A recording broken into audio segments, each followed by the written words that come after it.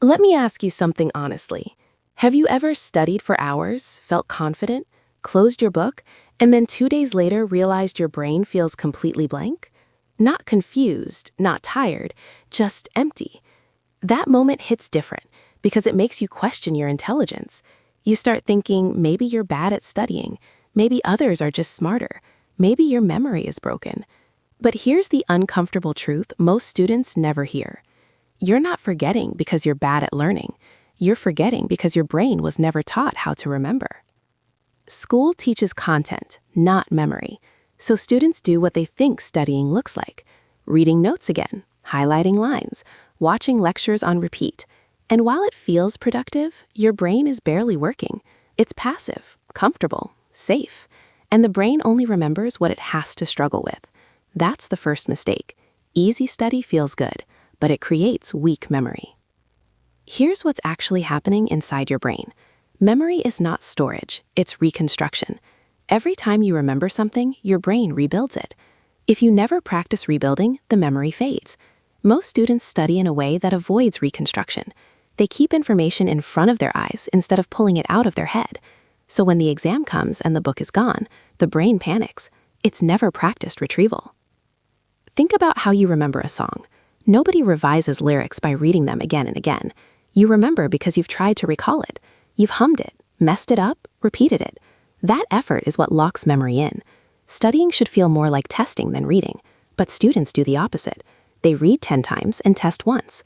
That's why forgetting feels sudden and brutal. Another reason students forget is timing. Most people study once and move on. The brain reads that as temporary information. If something matters, the brain expects to see it again. That's why cramming feels effective short-term but fails long-term. The brain never gets the signal that this knowledge is important. Spaced repetition sends that signal. Revisiting information at increasing gaps forces the brain to reactivate the memory just before it fades. That struggle strengthens it. Forgetting a little is not failure, it's part of learning. Now here's the simple fix that changes everything, and it's not complicated. After every study session, close your book and ask yourself one question. What can I recall without looking? Write it down, say it out loud, explain it to an imaginary person. Don't worry about being perfect. Struggling to remember is the point. That struggle tells your brain this matters. Do this for 5 to 10 minutes. That's enough. Then, come back to the same topic briefly the next day. Not to reread everything, just to test yourself again. You'll forget some parts. That's good. Each recall strengthens the memory. Over time, your brain stops deleting the information because it sees a pattern. This is important. This comes back. This stays. The reason this works is simple. The brain doesn't reward time spent. It rewards effort. You can study for 6 hours and remember nothing, or study for 1 focused hour with recall and remember it for months. Memory is built through effort, not exposure. If you're a student who feels frustrated, tired, or disappointed in yourself, hear this clearly. Forgetting doesn't mean you're weak. It means your study method is broken. Fix the method and your confidence returns naturally. You don't need better motivation, you need better memory signals. Tonight, try this once. Study something small. Close the book, recall it. Struggle. That struggle is your brain growing. If this helped you understand what's really going on, like the video, subscribe for real student improvement, and share this with someone who thinks they're bad at studying. You're not bad at learning. You were just never taught how memory actually works. Let me say something uncomfortable. Discipline doesn't feel powerful. It doesn't feel exciting. It feels quiet, repetitive, and slightly uncomfortable. And that's exactly why most students fail at it. We've been taught to chase motivation, hype, and inspiration, but discipline works in the opposite direction. When I decided to follow what people online call the world's most disciplined student routine for 7 days, I didn't do it to feel productive. I did it to see what would happen when I removed choice, comfort, and constant stimulation from my life. And within the first few days, my brain started resisting hard, not because the routine was impossible, but because it was silent. If you're a student right now who knows exactly what to do, but still can't do it consistently, this video might make you uncomfortable. Because the truth is, your problem is not laziness or lack of intelligence. Your brain is exhausted from decisions. Every day you wake up asking yourself when to study, how long to study, whether to rest, whether to scroll, whether to start tomorrow instead. That constant decision-making trains your focus before you even open a book. The routine I followed removed those decisions completely. Same wake-up time, same study blocks, same break periods, same sleep time. At first, it felt suffocating, like I had trapped myself inside rules. But then something strange happened. The resistance started to disappear. The first day felt exciting in a fake way. New routine, fresh start, the illusion that everything was about to change. By the second day, that excitement was gone. There was no emotional reward, no dopamine, just repetition.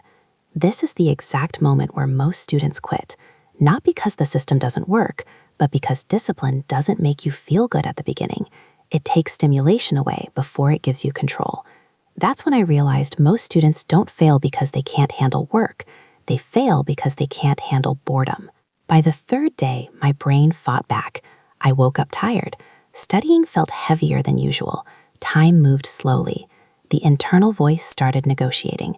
It told me to skip one study block, to relax just for today, to restart tomorrow with more energy. That voice sounded logical, but it wasn't logic. It was fear. Fear of effort without instant reward. I didn't feel discipline that day. I just followed the routine anyway. And that single decision quietly changed everything that came after. Around day 4, something shifted. I stopped thinking so much. When study time came, I studied. When break time came, I rested. There was no inner debate, no emotional drama. That's when I understood what real discipline actually is. It's not force, it's automation. When your behavior becomes predictable, your stress levels drop. When stress drops, focus increases. Discipline didn't make me extreme, it made me calm. By day 6 and 7, I wasn't motivated, but I was stable. I trusted myself again, not because I was perfect, but because I stopped quitting the moment things felt boring. The routine didn't turn me into a robot. It removed chaos, and chaos is what destroys most students, not workload. Too many choices, too much stimulation, too many unfinished mental loops. Once those disappeared, my brain finally had space to focus. Here's the part nobody tells students. You don't need extreme discipline forever. You need structure long enough for your brain to relax. The routine worked because sleep was fixed, work windows were clear, rest was planned, and decisions were limited. I didn't keep the harsh rules after the 7 days ended. I kept the structure. I stopped asking myself how I feel and started following what was already decided. That one change rewires consistency faster than any motivation video ever could. If you're waiting to feel disciplined, you'll stay stuck. Discipline doesn't feel powerful, it feels boring, and boring is sustainable. Try this kind of structure for 7 days, not to become perfect, but to prove to your brain that chaos is optional. If this video made you feel understood, you're not alone. Like the video if it helped, subscribe for real student self-improvement without fake motivation, and share this with someone who keeps starting and quitting. You don't need more motivation, you need fewer decisions. That's real discipline.